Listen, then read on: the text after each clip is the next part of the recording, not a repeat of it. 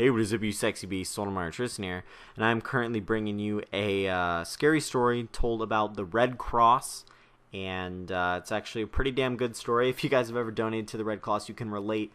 It's pretty fun at the beginning, and then it gets scary towards the end, so definitely stay for the whole thing, guys, and I'm gonna get right into it.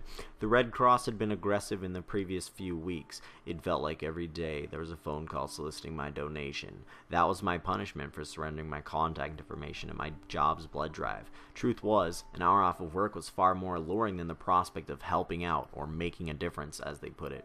Karma is ruthless. I answered the first time, not recognizing the number. They always have a unique way of making you feel guilty before they ask. Thank you for your last donation. The blood you gave saved 3 lives. And after listening to the lady describe the ongoing desperation for the donations, I feigned concern and let her know that I would stop by at some point. When she offered to schedule me an appointment, I awkwardly replied that I was very busy and could not commit to anything specific. She thanks me through a rehearsed judgmental tone and hangs up. She called again the next day and left a voicemail, then I ignored the call. I listened to it with comical disbelief as the same woman as before, and she was speaking as if she had never talked to me yesterday. I assumed that it was a simple mistake. After all, who knew how many calls she had to make each day? But the calls continued, never malicious and unwaveringly pleasant. Obvious that she was leaving the same message every day. Eventually, she started calling from different numbers. I answered the first time and lied, telling her I had already donated a week in advance. She thanked me and apologized for the oversight in records. She called me the next day and leaving another voicemail identical to the others. How dense was this woman? I answered the next phone call and requested that I be removed from the call list. After a momentary sound of fingers tapping on the keys, she informed me that my name was out of their database and apologized for any inconvenience. But the calls did not stop. Once a day, around the same time, and never from the same phone number, it became routine to simply ignore the call and delete the message without even listening to it. Some quick research online yielded that these relentless solicitations were not uncommon, and on rare occasions have resulted in legal action. That seemed a bit much for me. It had been gone on for a while, and I stumbled upon the emails. As a common practice, when signing up for something I generally felt apathetic about, I used a junk email, normally reserved for password retrieval and spam. For every call, they had sent me 5 emails, each titled, "Sorry we missed you," and simply signed by Vicky. It wasn't until that point I realized how long these calls had been going on. What organization that relies on charity has the amount of resources needed to bother people this much? It felt entirely creepy. I decided to deactivate my email account. When the phone rang the next day, I could have sworn the caller ID read Mom. But then I answered it and it was a Red Cross again. Vicky. In shock, I hung up and checked the incoming call list received to find that it was just another, list of random numbers. It felt so real, though. Too real. I called my mom just to be sure. That evening I sat alone and weighed my options. The calls needed to stop, but any action beyond doing what I had already been doing seemed like overkill relative to the inconvenience. I could threaten Vicky with the police, but if the calls continued, would I really call the cops on the Red Cross? Changing my number seemed equally absurd. In the end, I decided to swallow my pride. I dialed the last number she had called me from and waited for Vicky's false politeness to flood my ears. Coincidentally, there was a blood drive mobile setup next to my local Walmart. It was not too far from where I lived.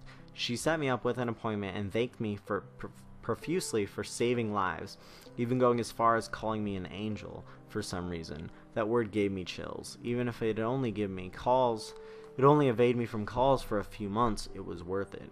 At least at the time, it could give me some sanity. As I pulled into the parking lot and I glanced down at my watch, I had arrived 15 minutes early, as if I was going in for a job interview. I was demanded to be the first appointment, which to my dismay was at 7 in the morning. As a coincidence, the lot was horrendously abandoned. I parked my car and made my way to the front door of the bus. It looked identical to the one it had been before. It could have been the same one. Before I could knock, the door folded open and a short, chubby man with glasses popped his head out. 7? The suddenness had stolen my speech. I only nodded. You're early, but that's okay. Come on in and have a seat wherever you'd like.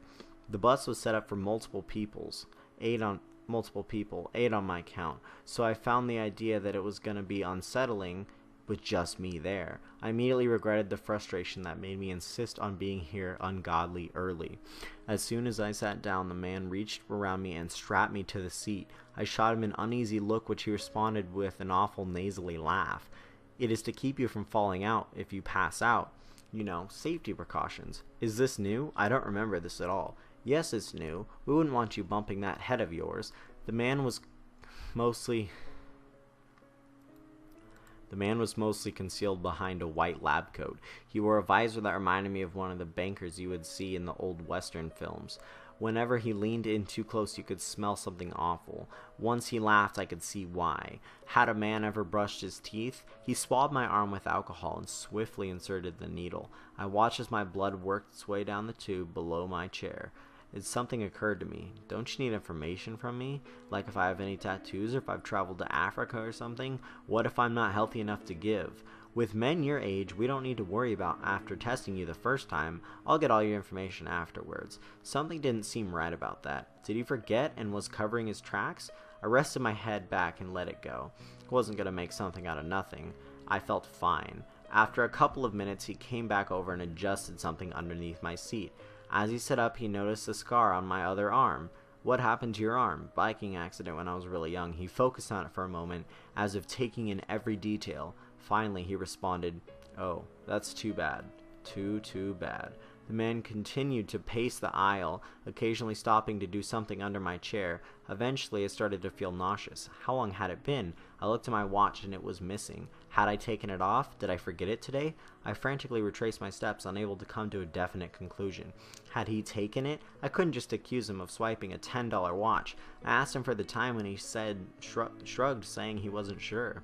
I felt so tired. He knelt down again, and this time I craned my neck to see what he was doing. I watched in horror as I realized what was happening. He was switching a full bag with an empty one. Every time. My heart started to race. How many? How many bags did he fill with my blood? I called out to him, surprised at the amount of effort it took. Aren't we done yet? He turned and smiled. You have a rare blood type, and usually in a case like this, when a donor is healthy enough, we take a double donation. I knew my blood type. He was lying. With all of my effort, I reached down to pull the strap loose. I didn't know how it happened so quickly. I didn't have enough strength to undo the Velcro strap. He watched me struggle for a moment before walking over to me and seizing my other arm. I screamed, but it did not make him hesitate for a second. We need to get some fluids into you. You do not look well at all. He slid another needle quickly beneath the skin of my other arm. For a brief moment, I thought everything might be okay. But after watching my blood fill the empty tube, I accepted that it was happening. He was bleeding me dry. My breathing had become labored. I had lost so much energy that every attempt to call for help was swiftled to a whimper. I finally began begging through a whisper, "Please, please don't do this." He just retorted with a chuckle. I was going to die here. My eyes struggled to stay open as I clung to consciousness, to life. I heard a knock on the door behind me, and I tried to yell, but nothing came out. Then I heard a door open, and a familiar voice rang through. "Are you nearly finished, Vicky?"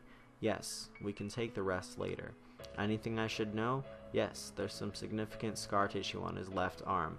The skin should have to be processed." "That's fine. A little one can use it."